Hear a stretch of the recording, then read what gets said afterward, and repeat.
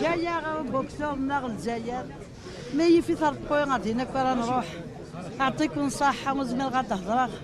J'ai perdu ma moitié, Alhamdoulilah, on l'a ramené chez lui en Algérie. Voilà. Son peuple, c'est ses enfants. J'espère qu'il y aura une très bonne cérémonie pour mon père. Ouais, je remercie aussi le président Tebboune d'avoir fait ses condoléances à la famille Hamani. Et je remercie tous les journalistes, tous vos appels, tous vos messages. Voilà, je remercie toute l'Algérie entière. Je remercie le ministre, le président, tout le monde aime mon père et ça me fait vraiment plaisir. Merci à tous. Merci.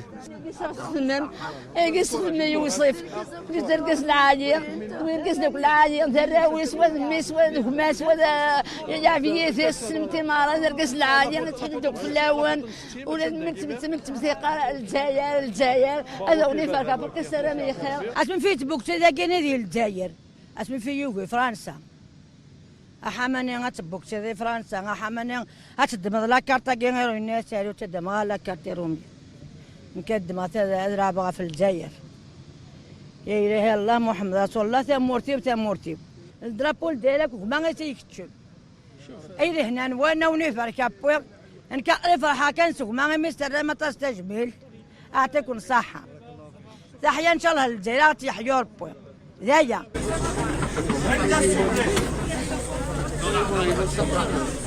à sa nation, à son pays, l'Algérie, qui l'a honoré tout au long de son parcours. Elle est sauvée face à l'intouchable Marvin Hugler. Après ce combat de titan et quelques autres combats.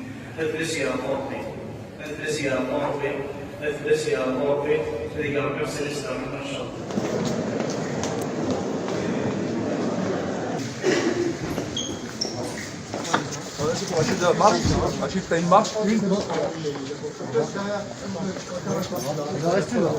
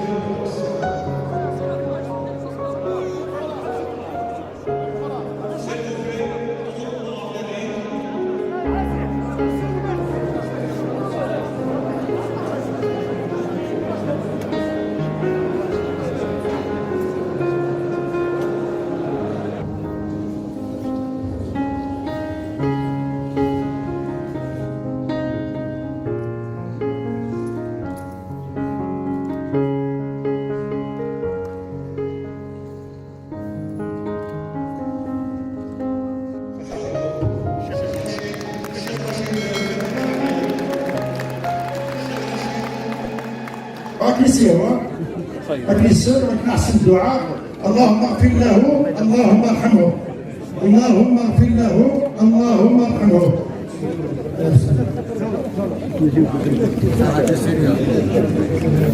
الله أكبر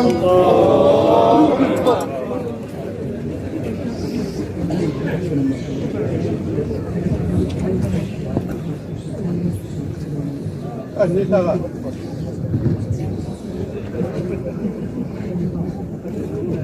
الله أكبر.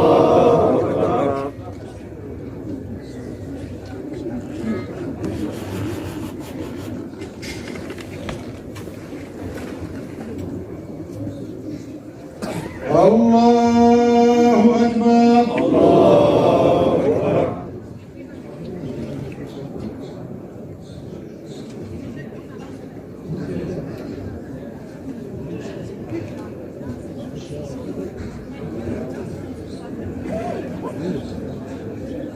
الله أكبر. الله أكبر.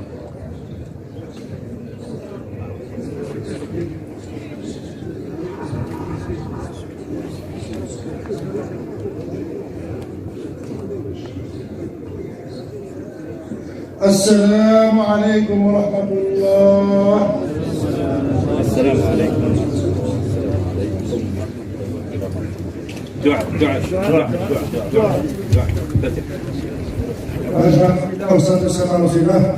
نحن على كل حال لما شيخنا وين الشيخ تصدق القرآن الشيخ تدري بوفاف تدري كيف كان مركز لما كنا بعد رحمة ربي في ربي الجنة مركز كي غادي يساوي لنا غادي يستوكلن غادي يكون تدري بوفاف السنين ان شاء الله يركز لما كان يقوار ان شاء الله ان شاء الله يركز لما كينيا يسلكوين أن يقوار بها وسنفكر بها إن شاء الله ويقير أن يجعل باش من أهل الجنة إن شاء الله وإذا إن شاء الله نسجل بها غادي نفكر بها إن شاء الله الخير في الخير أي مثلا اللي يركز لما كينيا وعبنا السبيل دوبلي كغردانية دوبلي كغردانية يكتب سيدنا الله سبحانه وتعالى غادي ندوبلي هذا السجع وصرحنا السجع وصرحنا السجع وصرنا خيرا السجع وأحسن السعر في الناس السجع ويبقى ذلك نعم تستوكل أدخل كنيسة الرحمة إن شاء الله في كنيسة تحط الملائكة عليهم الصلاة والسلام.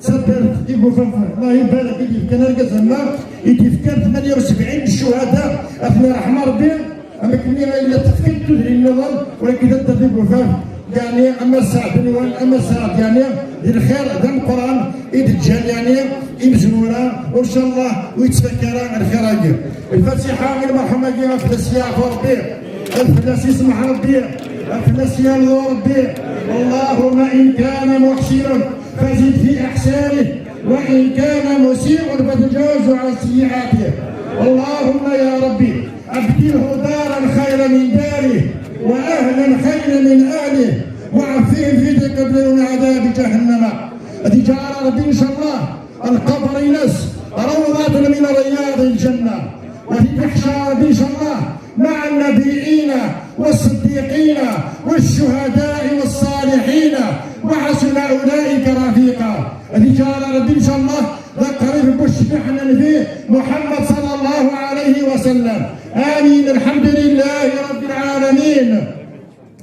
مولا الناس إذا الترفيس إلى أهل الناس اللي قال بيجد البركة اللي قال بيجد الهنا اللي قال بيجد السعادة اللي قال بغسيلة بن سسوجي تغفر إن شاء الله أو دازنا ربي الصفر أكل صدقان إن شاء الله أكل حافظ ربي أكل الصار بكل الغاض إن شاء الله أو نديفك ربي رفع عشرة سبع سنين إن شاء الله أكلنا ربي إن شاء الله ذي المصائب أكلنا ربي إن شاء الله ذي عين تلتها بالسوء أو نفك ربي الخير وربي خير أو نفكر بالبركة أو نفكر بالمعينة أو نفكر بالصحة اللي قال بالبركة والثيرة لك خمنا ولك خمنا إن شاء الله اللي قال ربي إن شاء الله ضدنا ما ضدنا إن شاء الله كنا رزق ربي إن شاء الله جميع الخير ونسفكر دنيا الآخر آمين الحمد لله رب العالمين يخدم نستعين اهدينا الصراط المستقيم صراط الذين أنعمت عليهم غير المغضوب عليهم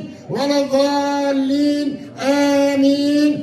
ربنا لا تؤاخذنا إن نسينا أو أخطأنا ربنا ولا تحمل علينا إصرا كما حملنا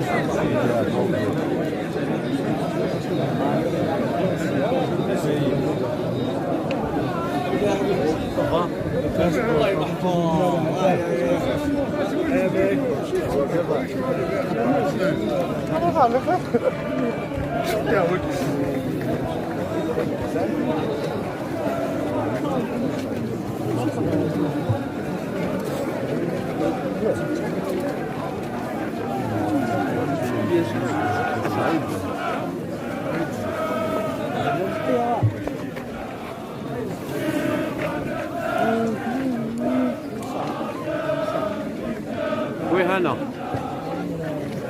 هنا نعم نعم لا بأس الحمد لله. يا ودي البروبليم تاعهم هنا ماشي البروبليم تاعي.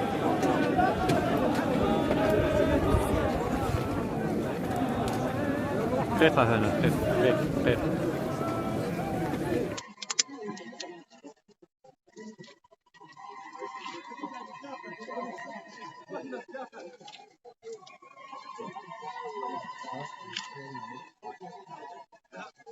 هنا عندكم ليماج.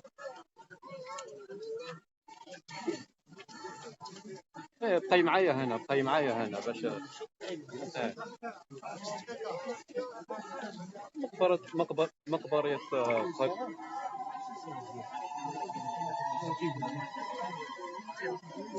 مقبرة قرية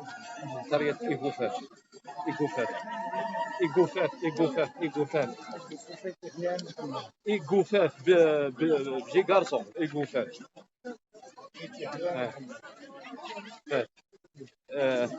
بلدية عيت يحيى عين الحمام عيت يحيى عين الحمام.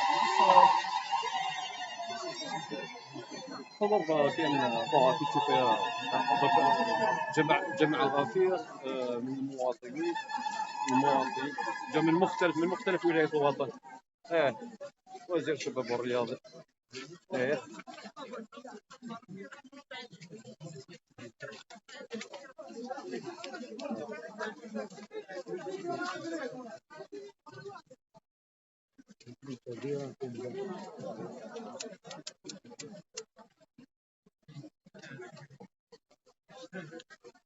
ها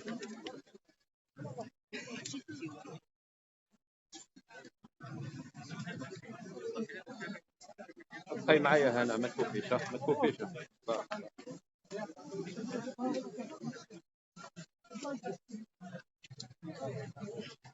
مازال ديماش كاين توجور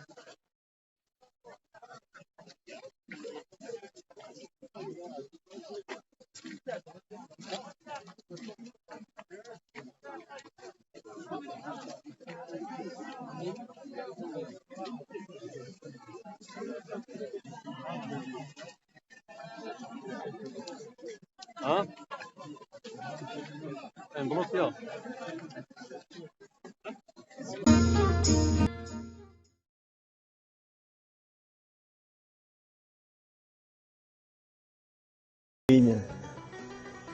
C'est vrai, même Belmondo m'a dit, depuis que tu es parti, il n'y a aucun champion n'a atteint ton niveau. C'est-à-dire, c'est quelque chose de quand même, Bah, c'est des ouais. connaisseurs. Bien sûr, d'ailleurs, Belmondo c'est un boxeur. Ah d'accord. Il fait de la boxe. Bien sûr, après, M. Hamani, il y a eu les jeunes qui sont venus après vous. Oui. Les Jeux Olympiques, notamment en 84, c'est ça. Parce que la boxe est passée par une Non, dizaine. d'ailleurs, la boxe, j'aime pas la boxe en Algérie. Mais la plupart des victoires, des médailles olympiques, il n'y a que la boxe qui les ramène. M. Hamani, il faut rectifier. C'est pas le peuple qui n'aime pas la boxe, parce que vous dites que la Salle Harja faisait le plein. Ah oui. Donc c'est un peu les gens qui Les gens qui gouvernent. qui gouvernent ou bien qui étaient responsables du sport. Bien sûr. Ils ne faisaient pas ce qu'il fallait pour la boxe. Normalement, il devait faire le maximum pour la boxe, parce que c'est là que beaucoup de champions sortent à l'étranger. Hamani, avec le waqt, c'est-à-dire à ce moment-là, pourquoi vous étiez obligé de voir des parraineurs à l'étranger pour faire des combats à l'étranger? Parce qu'à Paris, deux fois, ils voulaient pas m'organiser des combats. Parce que quand je boxe, je leur demande la somme, c'est ça ou je ne boxe pas. D'accord, c'est être ou ne pas être. Voilà, parce que les coups, c'est moi qui les prends, c'est pas eux. La plupart des organisateurs, c'est des juifs. Oh. Ici en Algérie, on ne prenait pas en charge, on n'avait pas les moyens de prendre en charge vos combats. Non, professionnellement, ils ne pouvaient pas prendre en charge les combats, les gros combats mondiaux. Bien sûr, on sait que vous avez aussi, vous avez croisé des grands champions, surtout Carlos Monzon. Parlez-nous un peu de... J'étais l'entraînement. Pendant 6 rounds, il ne m'a pas touché d'un gauche. Quand il a fait une déclaration sur le Parisien, il leur a dit quand je viens à Paris, ramenez-moi un boxeur. L'Ossif Ahmed, c'est un fantôme. C'est un fantôme, vous ne voyez pas. Il ne m'a pas touché d'un gauche, il ne m'a pas touché d'un coup. M. Hamani, quel a été le plus grand souvenir de votre carrière de boxeur? Le plus bon souvenir que vous gardez? Souvenir que j'ai gardé, c'est quand j'ai battu mes Griffith. 12 fois champion du monde. C'est normal. Chaque fois que je monte au Palais des Sports, avec le drapeau national, l'hymne national, la salle pleine d'Algériens. Il paraît que même M. Din Allah yarhamou, il vous disait, Tossef, tu demandes ce que tu veux, tu as hissé le drapeau très haut. C'est vrai, d'ailleurs, celui qui a fait ma fortune actuellement, c'est bien Boumdienne. Il m'a donné tout ce que je voulais. Vous étiez bien sûr sous l'ordre de l'actuel président aussi, non? Vous avez C'est travaillé vrai, c'était mon patron. D'accord. Bouteflika. D'ailleurs, je le connais très bien. Dernièrement, quand sa mère est morte, j'étais lui rendre visite. Quand son frère est mort, j'étais lui rendre visite. Regardez l'image d'un monsieur. Ah ouais, c'est un grand monsieur. C'est un grand politicien. Donc voilà, M. Hamani, on a trop parlé de votre attachement à votre terre natale. Ici, les gens vous aiment bien, on a vu ça, ils vous adorent. C'est vrai, ils m'adorent. Vous ne pouvez pas vous en passer de la cabine. C'est impossible, je ne peux pas m'en passer de la cabine. Quand je vais en France, je vais pour 10-15 jours, je reviens aussitôt. Ah, je me regarde dans 10 jours, je deviens fou. Ah oui, je suis mort. C'est bon, j'aime Et la santé à ça va mieux? Ça va très bien la santé. Ah ouais? Ouais, ça va. Vous n'avez pas beaucoup de problèmes? Non, pour le moment, ça va.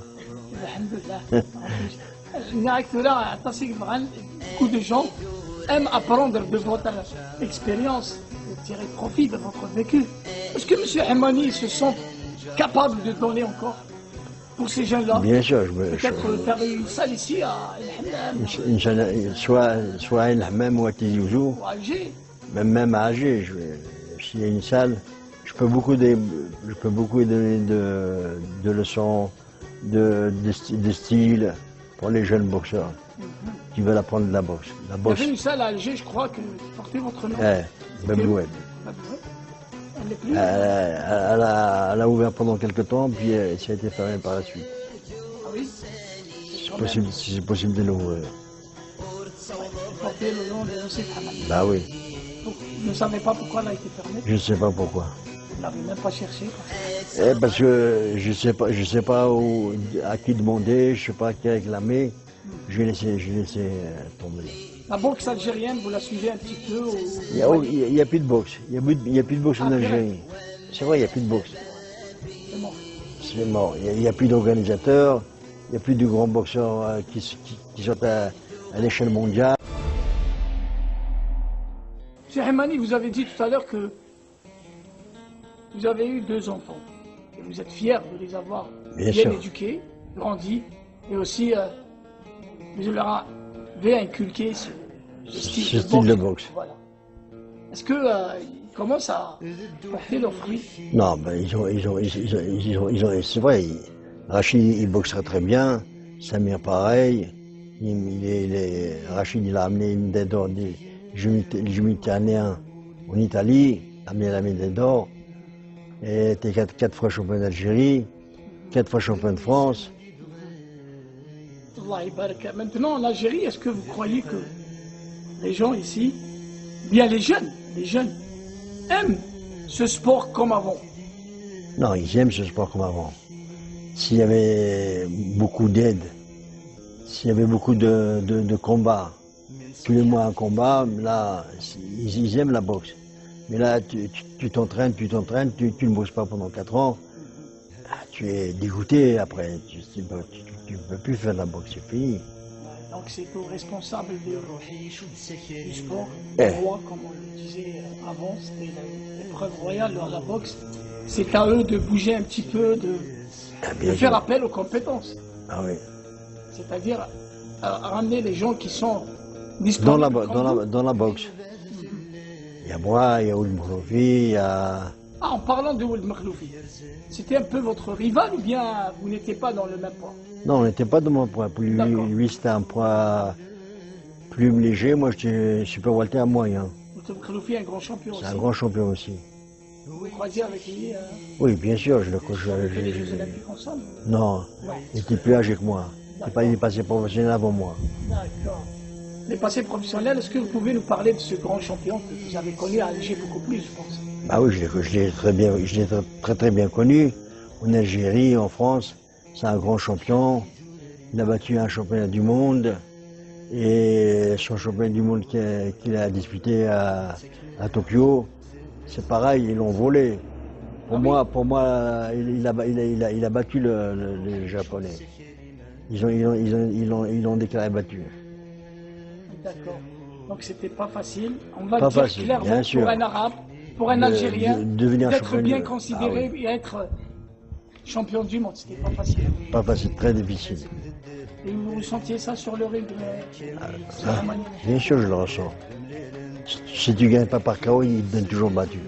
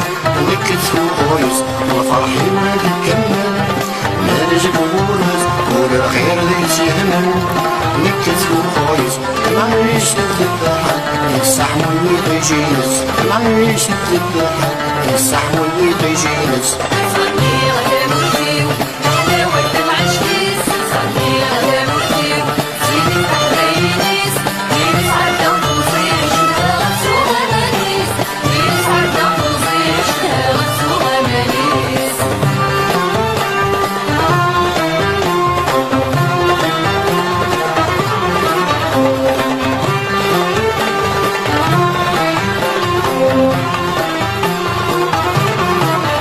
تدريني سهرانك تخليني عنك افتغل في مسرحك لنا الحياة تدريني سهرانك تخليني عنك افتغل في مسرحك